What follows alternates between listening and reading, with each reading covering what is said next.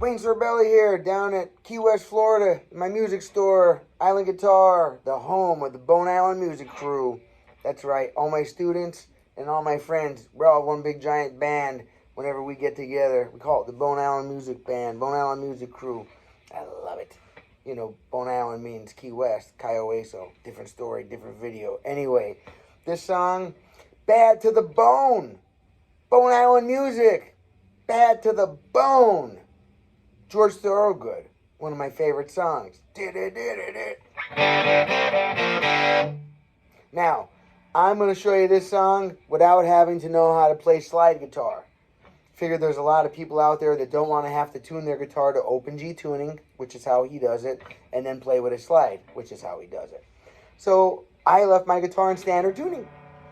Eddie 8 Dynamite, good by Eddie. EADGBe.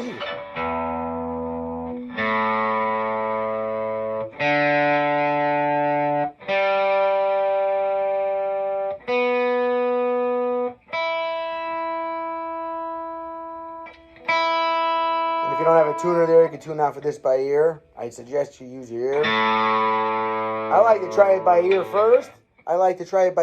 Every time, and then check it with the tuner. And that's one way I've developed a good ear. Yeah,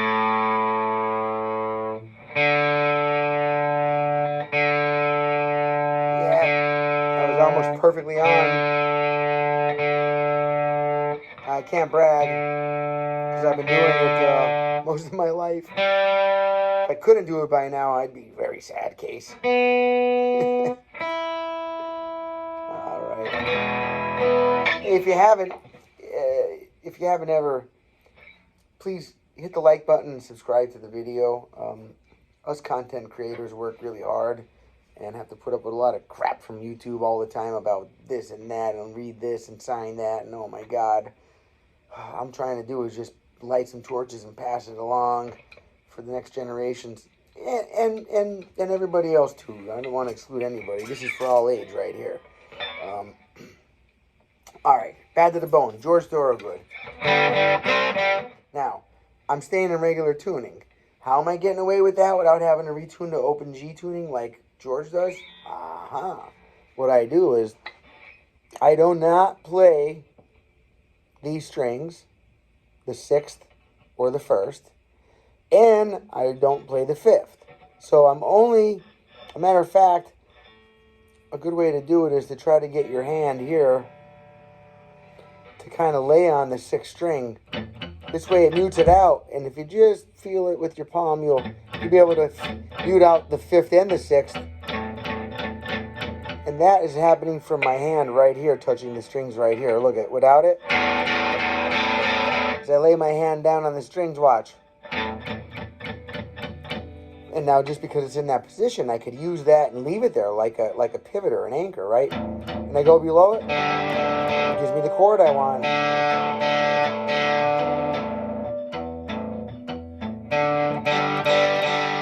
Because we want these 2 middle strings. You could get the 4th, the 3rd, and the 2nd string. You don't want the 1st. You don't want this 5th or 6th. Like I said, this no, this no, this no. These, yes. Because that in itself is a G major chord. Hello, George Thorogood. George Thorogood. George Thorogood. Somebody call this from now on the George chord. And I remember it like a phone number. No, I'm just kidding. I know the chords, but if at first you don't know all the letter names on the fretboard, it's okay. Learn by number. That's why they have the darn dots on there, so you can get the numbers real quick, right? So watch. 0. You're going to do it like this. 0 twice, and then 5, 0, 3, 0. 0, 0, 5, 0, 3, 0. 0. 0 means no fret. Open string, right? The drums.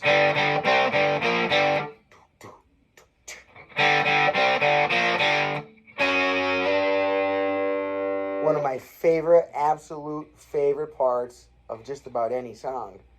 I was really young when I heard this when it came out, and it hooked, line, and sinkered me all the way back into the boat, okay? And I never left. This is it. This is an iconic song for me. For as easy as, I didn't mean that as an insult to those that can't play it yet, but for as easy as a song as it is, it sounds so cool. Oh my God. I even had to get out my semi-hollow body, which is pretty much, you know, a similar style guitar to what he plays. He plays, I believe, old Gibsons, and they're old ones, so, you know, they're worth more than old sports cars right now, or old hot rods, really. The old guitars became worth more than old cars. I love it. But, and by the way, that's only semi-accurate, depending on what guitar and what car. I just root for guitars all the way, right? Now, so that's that main riff. Whoop, whoop, whoop, whoop, whoop.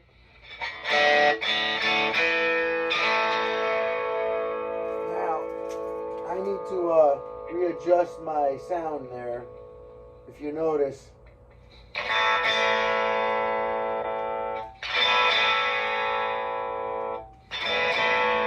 wow, 100% treble sounding. I don't like that at all. There we go. Still not the sound I'm looking for, but I don't want to be too fussy. I just want to show you how to play the song.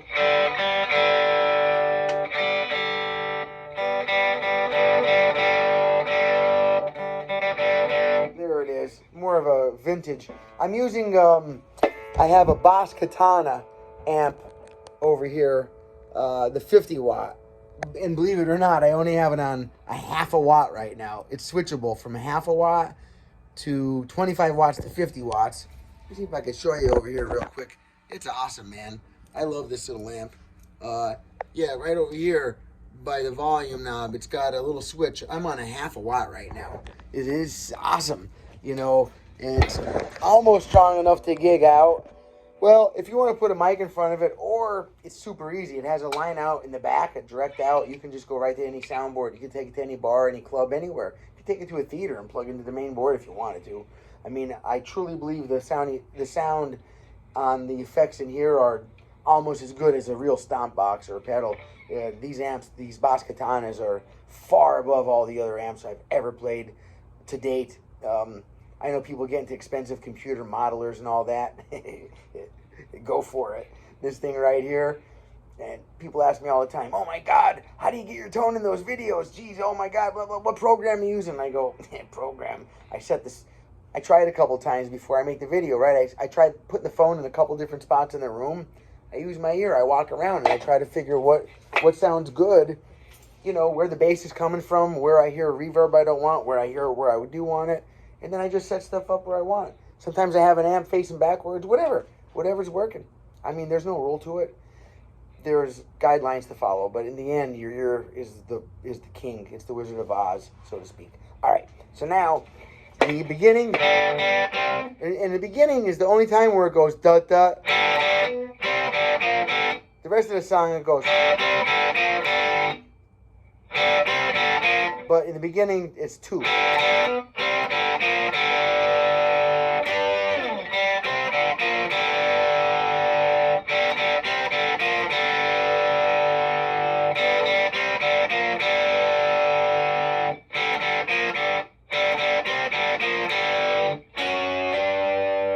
And from there, I'm always only hitting those same strings, the fourth, the third, and the second strings, and I'm going from frets 11 to 12. I'm sliding. So you got, sorry.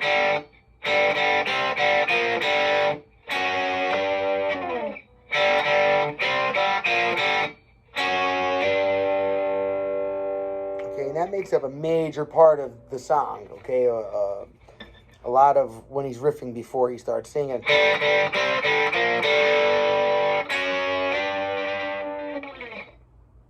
And then when he starts singing, you know, on the day I was born, the bass, dun, dun, dun, dun, dun, boom, boom, boom, boom, dun, dun, dun, dun. But the guitar is not doing anything during that part, which I think is boring. I know it's probably for effect, like it was nothing, and then it comes in real strong or whatever. But if I was playing this with my buddies or on stage or something for a show or whatever, right? I think I would probably just lightly play in the background while the singer was going, being I'm not the lead singer. You know, I'd be like, maybe I'd do palm muting.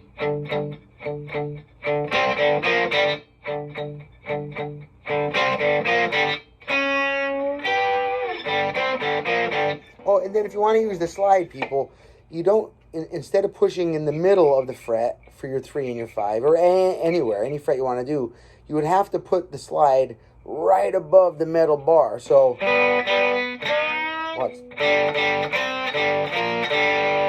And you do not push it up against the fret. You just lay the slide on the string, and then the slide becomes the fret, a movable fret. Watch. If you hear like, when you're sliding, that means you're pushing too hard. You're actually fretting the notes. You're not really sliding. Sliding is your fret. I mean, your slide is on the string, and it's floating on the string, and your string is never touching a fret. Your slide becomes the fret.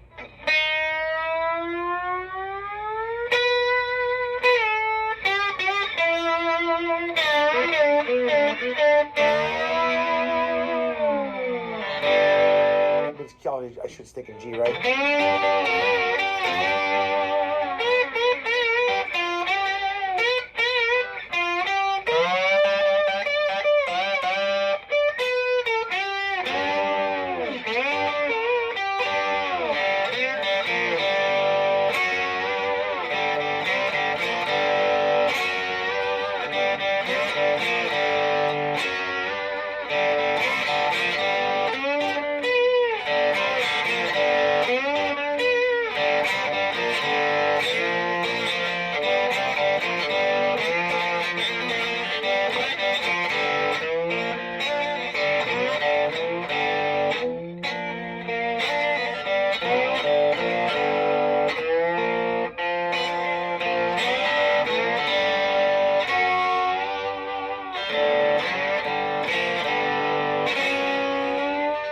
Get fancy, watch that.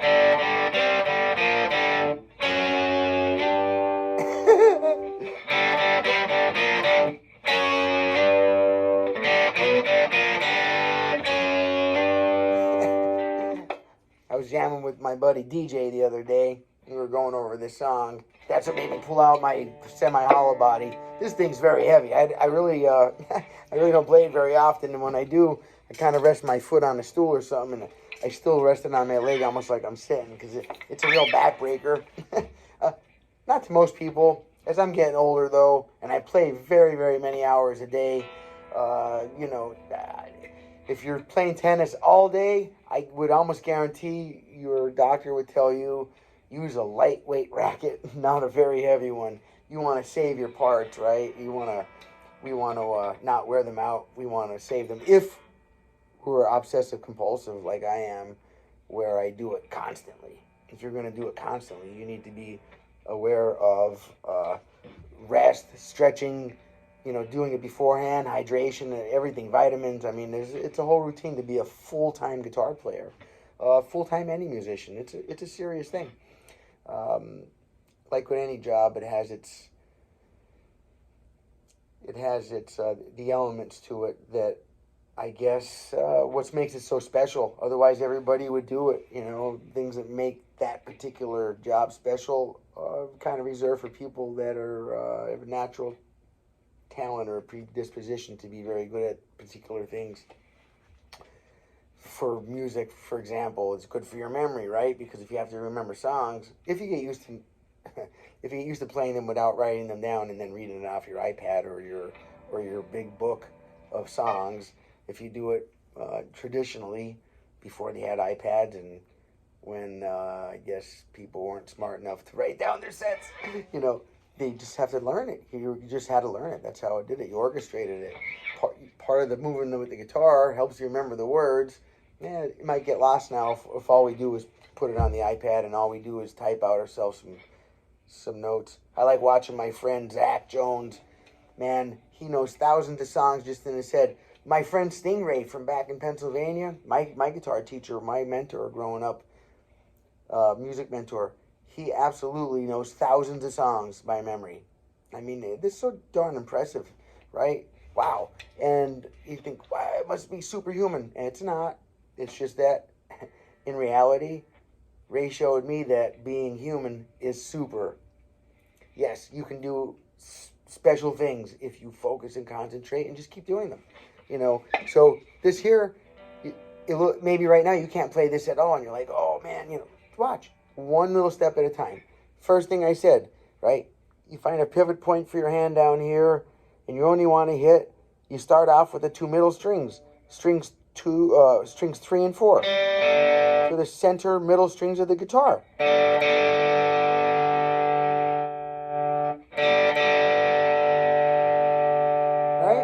Now, oh, I like that sound.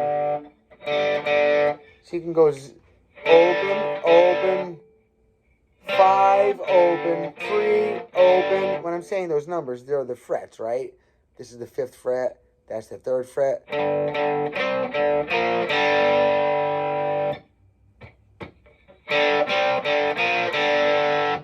The heartbeat, right? The blues.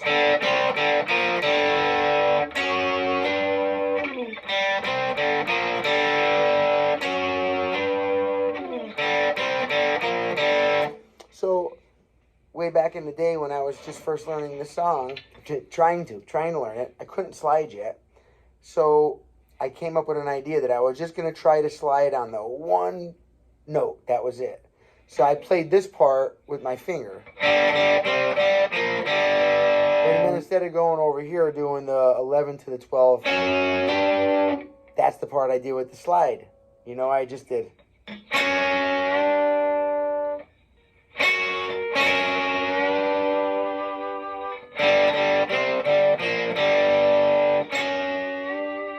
And just that little bit made it sound so much more authentic, so much more bluesier, so much more batter to the bone. I mean, it was just the baddest to the bone, right? To me, as a kid when I was doing it, I was like, oh my God, I sound like him, I sound like him. That's all it is. It's the easiest little thing. I just barely laid on the strings, barely. Oh, by the way, you can't ever slide like this. This is not going to work. You need to have at least one finger. Now, this doesn't fit my finger, but pretend it was on my whole middle finger, right? You would need at least one finger behind the slide. Your fingers, that's why I like my pinky, for 2 reasons. One, I can lay 3 fingers on the string very lightly. Now, you're not pushing, if these fingers push the strings up against the frets, you've pushed too hard, and then you cannot slide. You've failed then. You must get a very light touch. Just barely feeling that string on your finger. You're not pushing the string at all. You're just letting it touch your finger. Very small sensation. I can barely not feel it. But listen, it takes my guitar from a noisy electric, all this to this. Quiet and control. That's one of the most important things as the wielder of the frequency magic wand. I need to be in control. It cannot start to control me. The sound can't start to get away from me. No. You need to be in control. And especially of what you're striking, because that's like talking.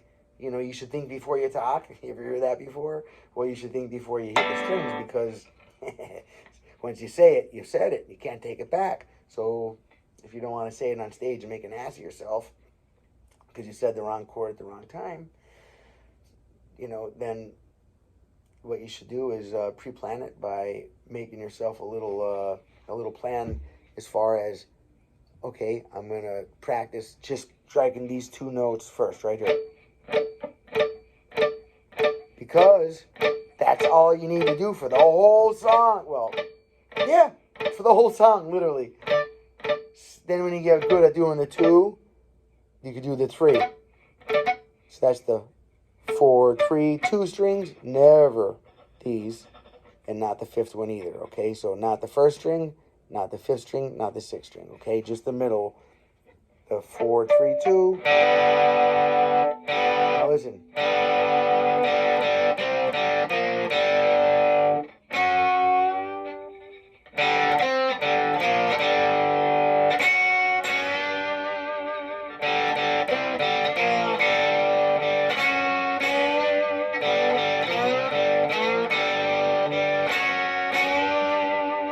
Then as you build it up, you can do the slide on all the parts. And I like to slide up to the 5, up to the 3, and then up to the.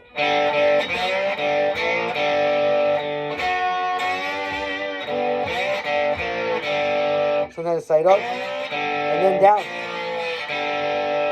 I love that.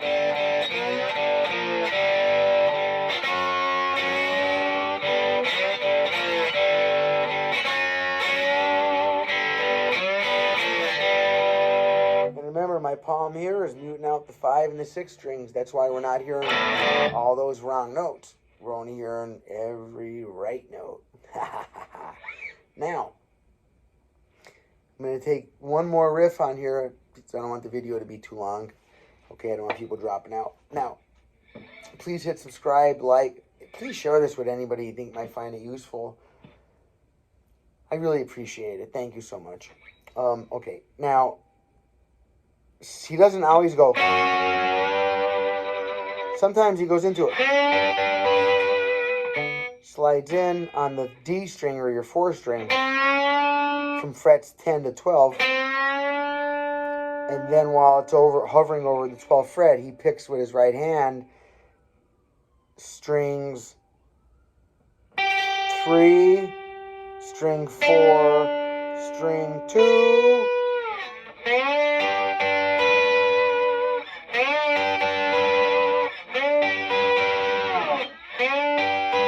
There's another one. 4, 3, 2, 3. That's what strings I'm hitting while over the 12th fret. Or I like that one better. The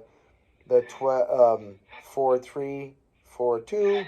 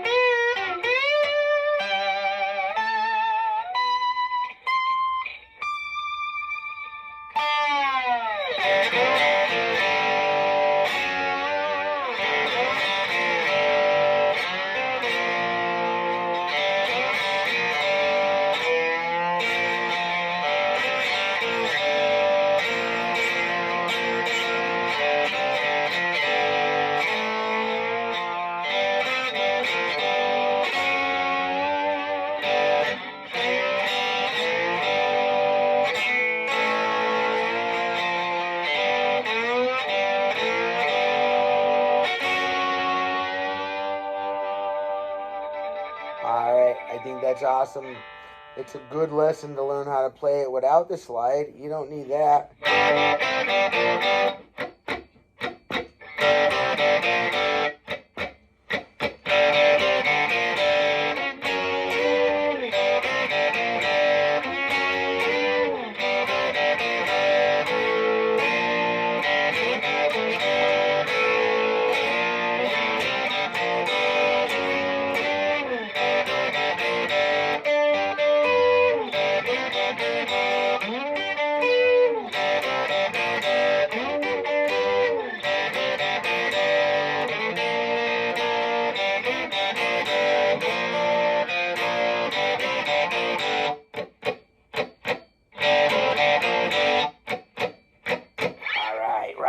Wayne Sorbelli from Key West, Florida, down here at my music store, Bone Island Music.